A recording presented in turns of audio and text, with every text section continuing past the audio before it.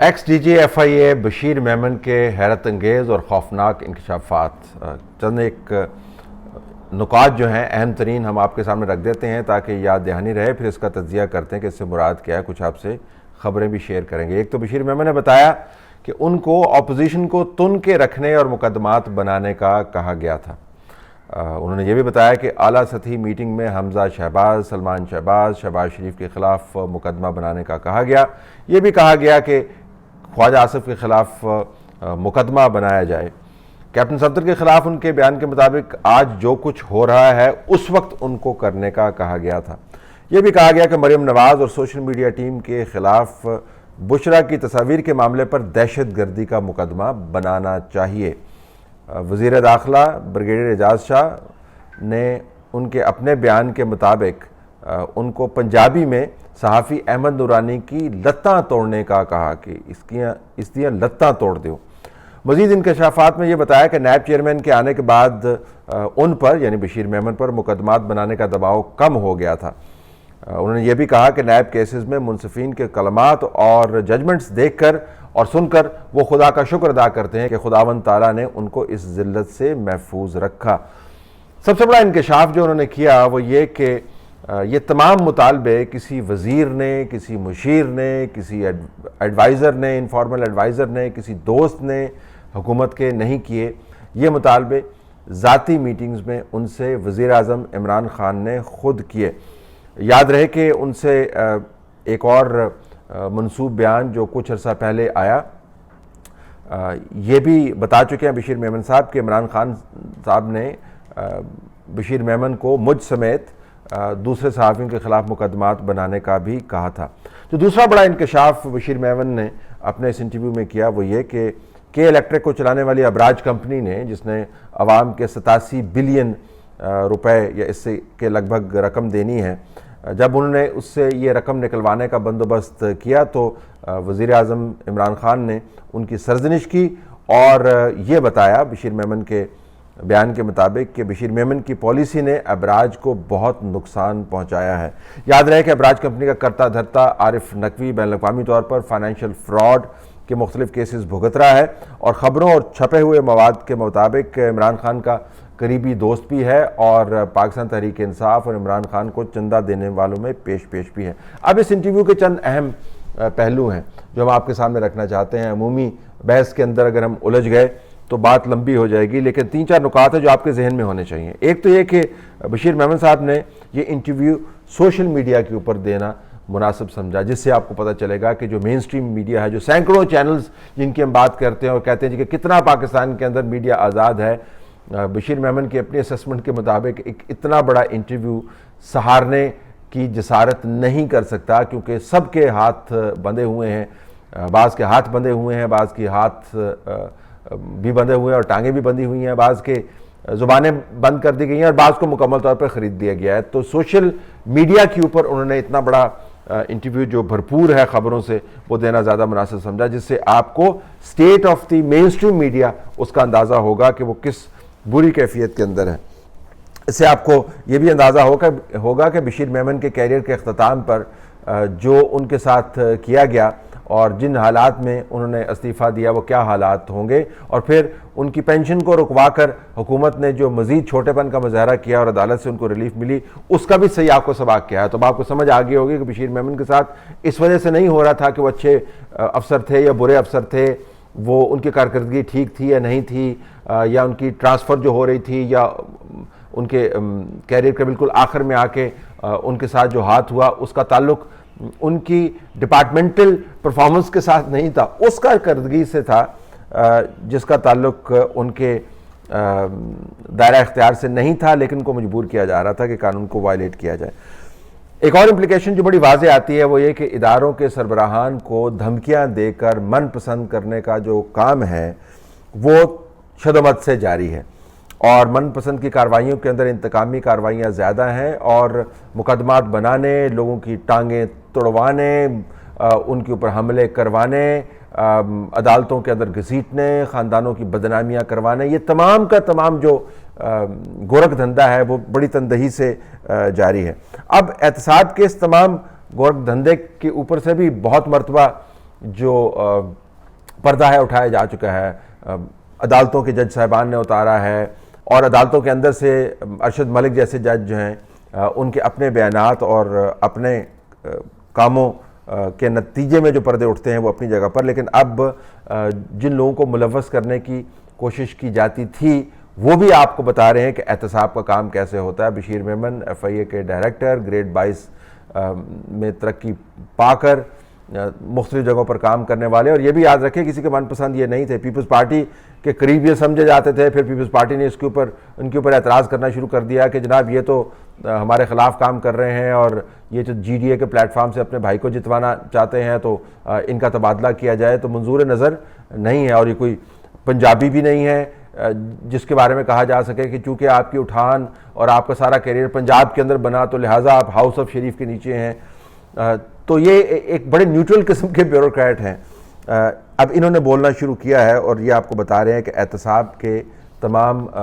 گندے معاملات کس طریقے سے ہینڈل ہوتے ہیں، اور شکر کر رہے ہیں اللہ کا کہ احتساب کے معاملے سے ان کو دور رکھ کر اللہ نے ان کی عزت بچائی۔ تو انسانی حقوق کی بدترین خلاف ورزیاں، صحافیوں پر مقدمے، میڈیا پر حملے، اپوزیشن کو تن دینے والی پالیسی، یہ تمام کی تمام جو ہے یہ ڈائریکٹلی ٹاپ سے آ رہی ہے بشیر میمن کے انٹرویو کے مطابق۔ اس کے اندر کوئی کمیٹی نہیں بنی ہوئی، یہ براہ راست وزیر اعظم بشیر میمن کے الزامات اور بیانات کی روشنی میں اس کو خود ٹیکل کرتے ہیں۔ ہو سکتا ہے بشیر میمن اس کے اندر مبالغہ کر رہے ہوں، ہو سکتا ہے ان کی ریکلیکشن جو ہے میٹنگز کی وہ نہ ہو، لیکن جتنا میں بشیر میمن کو جانتا ہوں میں آپ کو بتا دوں کہ وہ اس قسم کا انٹرویو دینے سے پہلے تمام حقائق انہوں نے ڈاکومنٹ کیے ہوں گے تاکہ اس کو جب کوئی چیلنج کرے تو اس کے جواب میں پھر وہ بڑا تگڑا سا ایک دستاویزی قسم کا مقدمہ جو ہے وہ سامنے رکھیں۔ وہ کیا ہو سکتا ہے اس کا ہمیں علم نہیں ہے، لیکن نوئنگ بشیر میمن وہ ویسے ہی فرسٹریشن میں آ کے انہوں نے انٹرویو نہیں دیا، باقاعدہ ہوم ورک کر کے دیا ہوگا۔ ایک اور بڑا پہلو جو ہے، بڑا اہم اور خطرناک پہلو ہے، وہ یہ کہ ابراج کمپنی جو کمرشل کمپنی ہے، جس کے عارف نقوی بین الاقوامی طور پر مطلوب ہیں، عمران خان کے دوست متصور ہوتے ہیں، ریحام خان کی کتاب کے جو حصے چھپے ہوئے ہیں اس کو اگر آپ دیکھ لیں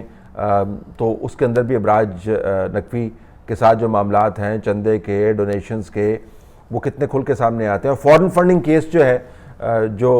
اکبر صاحب اتنی دیر سے پرسو کر رہے ہیں، اور باوجود اس کے کہ ان کو چھوٹی چھوٹی کامیابیاں ملتی رہتی ہیں، مکمل طور پر کیس لٹکا ہوا ہے، وہ بھی اسی سے متعلق ہے۔ ابراج کمپنی کے معاملات کے اندر وزیر اعظم پاکستان اس حد تک دلچسپی لیتے ہیں کہ میٹنگ کے اندر ڈی جی ایف آئی اے کے سامنے غصے سے بتاتے ہیں کہ ان کے فیصلوں نے ابراج کمپنی کو نقصان پہنچایا ہے، اور وہ فیصلے کیا تھے جس کے ذریعے ابراج کمپنی کو نقصان پہنچایا گیا؟ وہ یہ تھا کہ انہوں نے جو پیسے دینے ہیں وہ پیسے ریکور کرنے ہیں، اور وہ پیسے اگر یہ نہیں دیتے تو اس کا تمام کا تمام برڈن کنزیومر کے اوپر جاتا ہے۔ تو 87 بلین کے قریب جو پیسے ریکور کروانے کی غلط پالیسی تھی بشیر میمن صاحب کی، اس نے بادی النظر میں عمران خان صاحب کو اتنا غصے میں کر دیا کہ انہوں نے جھاڑ پلائی بشیر میمن کو۔ لیکن سب سے بڑا جو اسکینڈل ہے وہ یہ نہیں ہے کہ ابراج کمپنی کے اندر وزیر اعظم بشیر میمن سے کیا کروانا چاہتے تھے۔ سب سے بڑا اسکینڈل یہ بھی نہیں ہے کہ اپوزیشن کو تن کے رکھنے کی اور مقدمات بنوانے کی، احتساب کے نظام کے نام کے اوپر جو ہتھ کنڈے اختیار کیے جاتے ہیں اس کے اندر بشیر میمن صاحب کو ملوث کیا جا رہا تھا۔ سب سے بڑا معاملہ یہ ہے کہ جو 2 نمبر واردات کرنے کا طریقہ ہے وہ اس انٹرویو کے ذریعے آپ کو کھل کے سامنے آتا ہوا نظر آتا ہے۔ ایک تو یہ کہ اس کے چند انگریڈینٹس ہیں جو میں آپ کو بتانا چاہتا ہوں کہ پاکستان کے اندر واردات ہوتی کیسے۔ پہلے تو ایک واردات آپ نے کرنی ہے، اور جب واردات کرنی ہے تو اس کے ساتھ ساتھ آپ نے دوسروں پہ الزام لگانا کہ آپ واردات کر رہے ہیں، یعنی آپ نے اداروں کی خود تباہی کرنی ہے اور کہنا دنیا کو کہ نہیں دراصل یہ اداروں کی آپ تباہی کر رہے ہیں۔ آپ نے لوگوں کے خلاف مقدمات بنانے ہیں تو پھر کہنا یہ ہے کہ نہیں اصل میں مقدمات جو ہیں یہ آپ بنایا کرتے تھے، کورٹس پر آپ حملے کرتے تھے، احتساب آپ غلط طریقے سے استعمال کرتے تھے، ہم تو بالکل صاف ستھرے لوگ ہیں، ہم نے تو کبھی ایسا کام کیا ہی نہیں۔ اس کے تناظر میں اگر آپ دیکھیں، اس انٹرویو کے تناظر میں، تو آج کل جو ہیرا جس کی تصاویر اب سب کے سامنے آ گئی ہیں، جس کا اپنا جو ریکارڈ ہے، جس نے جذبہ حب الوطنی سے ظاہراً سرشار ہو کر ایک ایف آئی آر درج کروائی 3 ٹائم پرائم منسٹر کے اگینسٹ اور سیزن پولیٹیشنز کے اگینسٹ اور آزاد کشمیر کے وزیر اعظم کے اگینسٹ، اور اس کی تصاویر ہر طرف سرکولیٹ کر رہی ہیں، اس سے حکومت اپنے آپ کو ڈسٹنس کر رہی ہے، کہہ رہی جی کہ ہمارا تو کوئی اس سے لینا دینا نہیں ہے، ہم تو ایسی کاموں پر یقین ہی نہیں رکھتے، اور یہ جو تصاویر ہیں یہ تو حادثاتی طور پر تصاویر ہے، ہر کسی بندے کے ساتھ تصویر بنائی ہوئی ہے، جل غفور کے ساتھ تصویر بنائی ہوئی ہے، گورنر کے ساتھ تصویر بنائی ہوئی ہے، ہر کسی کے ساتھ تصویر اس نے بنوائی ہوئی ہے، اور اسی تھانے کے اندر وہ مقدمہ کر رہا ہے جس تھانے میں اس کے خلاف اپنے مقدمات ہیں۔ ظاہر ہے اس نے سوچا ہوگا کہ جی بڑے لوگوں کے ساتھ تصاویر تو میں نے بنوا لی ہیں، اب میں ذرا پاکستان کے جھنڈے کے اندر اپنے آپ کو لپیٹ کر ایک ایف آئی آر کرواتا ہوں تاکہ وہ ایف آئی آر ہیں جو میرے خلاف ہوئی ہیں، مقدمات ہوئے ہیں، وہ نیوٹرلائز ہو جائیں۔ اس سے حکومت اپنے آپ کو بالکل پیچھے کر رہی ہے۔ بشیر میمن کے انٹرویو کے تناظر میں یہ تمام ڈینائل جو ہیں آپ کو بودے اور غیر حقیقی اور جھوٹے نظر آتے ہیں۔ یہ کہنا کہ ہم ایسا کام نہیں کرتے بشیر میمن کے بیان کے تناظر میں بالکل غلط ثابت ہوتا ہے، ایسا ہی کام ہوتا ہے، ایسے ہی کام ہوتا ہے۔ یہ کہنا کہ ہم مقدمات نہیں بنواتے، بشیر میمن کہہ رہے ہیں کہ مجھ سے مقدمات بنوانے کا کہا گیا، وہی مقدمات جو بعد میں بنے، کہتے ہیں کہ ہم نے کسی پر حملہ نہیں کرتے، شہریوں کے حقوق کا تحفظ کرتے ہیں، میڈیا کے لوگوں کی ٹانگیں توڑوانے کے جو ڈیمانڈز ہیں وہ اس حکومت کے لوگ کرتے ہیں بڑے عہدیداران کے ساتھ، اداروں کو اپنے تابع کرنے کی تمام واردات کرتے ہیں۔ تو یہ جو کہا جا رہا ہے کہ اس ایف آئی آر سے ہمارا کوئی تعلق نہیں ہے، بشیر میمن کے انٹرویو کے تناظر میں بالکل آپ کو یہ غلط بات ثابت ہوتی ہے۔ اچھا، پھر واپس آئے کہ واردات کرنے کا طریقہ ایک تو یہ ہوگا کہ آپ نے الزام دوسروں پر لگانا، دوسرا یہ کہ واردات کرنے کے لیے آپ کو ایک ہراول دستہ چاہیے، ایک اٹیک بریگیڈ چاہیے۔ اٹیک بریگیڈ کے اندر آپ نے جو ہے میڈیا کے لوگوں کو بھی ڈالنا ہے، بزنس مینوں کو بھی ڈالنا ہے، چھوٹے بڑے کارکنان کو بھی ڈالنا ہے، مختلف درجے کے منسٹرز کو بھی ڈالنا ہے، کوئی صوبائی منسٹر ہوگا، کوئی ایڈوائزر ہوگا، کوئی سینئر منسٹر ہوگا، کوئی مرکز کے اندر منسٹر آف اسٹیٹ ہوگا، تو اس طرح کے لوگوں کی لیئرز بھی آپ نے بنانی ہے۔ ظاہراً معتبر سیاستدانوں کو آپ نے بیچ میں شامل کرنا۔ جب ہراول دستہ بن جاتا ہے تو پھر اس کے بعد آپ نے پیچھے سے بیٹھ کے ڈوریاں ہلانی ہیں اور ہراول دستے کے مختلف لوگوں کو اپنے دفاع کے لیے سامنے رکھنا ہے تاکہ کوئی ان ڈوریوں کے ہلانے والے تک پہنچ ہی نہ پائے۔ یہ بشیر میمن اگر آپ کو یہ باتیں نہ بتاتے تو شاید آپ کو احساس نہ ہوتا کہ نظام کے اندر سے کام ہو کیسے رہا ہے۔ انٹرویو کا جو سب سے اہم پہلو ہے وہ یہ ہے کہ نظام کو اندر سے چلایا کیسے جا رہا ہے اور جو بناوٹ ہے وہ کتنی مفصل قسم کی بناوٹ ہے۔ اداروں کو غلام بناؤ اور قومی مفاد کا نام لیتے رہو، عوام کا نام لیتے رہو، نیکی کی تسبیحاں پھیرتے رہو اور اندر خانے دوستوں کو نوازتے رہو۔ یہ وہ نظام ہے جس کے اوپر سے اب تمام تر حجاب جو ہے وہ اترتے ہوئے نظر آ رہے ہیں، اور جو چہرے نظر آ رہے ہیں اس قسم کے انٹرویوز کے نتیجے میں وہ بڑے ہی بھیانک ہیں۔ لیکن سب سے بڑا سوال یہ ہے کہ بشیر میمن تو ایک ادارے کی نمائندگی کر رہے تھے، جو باقی اداروں سے کام کروایا جا رہا ہے وہ کیا کیا کام ہوں گے، ریاست کے اداروں اور ریاست کے وسائل کو کن کاموں پر متعین کیا گیا ہے۔ اور اس سب سے بڑے سوال سے بھی بڑا سوال یہ ہے کہ جب بشیر میمن کو یہ پتہ ہے، جب سوشل میڈیا کے اوپر یہ انٹرویوز چل رہے ہیں، جب جن کے ساتھ ہو رہا ہے ان کی اپنی بپتا کہانی آپ کو یہی بتا رہی ہے، تو جو روزانہ ہمیں بھاشن دیتے ہیں کہ ملک کے مفادات کا تحفظ ہونا چاہیے، سمت درست ہونی چاہیے، کیا یہ سب کام جو ہو رہا ہے ان کی آنکھوں سے اوجھل ہے؟ کیا ان کو علم نہیں ہے کہ پاکستان کے اندر اس وقت احتساب کے نام پر، عوام کے نام پر، اداروں کو بنانے کے نام پر، دوستیاں نہ نبھانے کے نام کے اوپر اصل میں واردات کیا ہو رہی ہے؟ تو بشیر میمن کے انٹرویو نے جو سوال اٹھائے ہیں اس میں سے سب سے بڑا جو سوال ہے، اس سے بھی بڑا سوال یہی بنتا ہے کہ کیا پاکستان کے اندر یہ کھلی واردات جو ہو رہی ہے تمام لوگ اس سے ناآشنا ہیں؟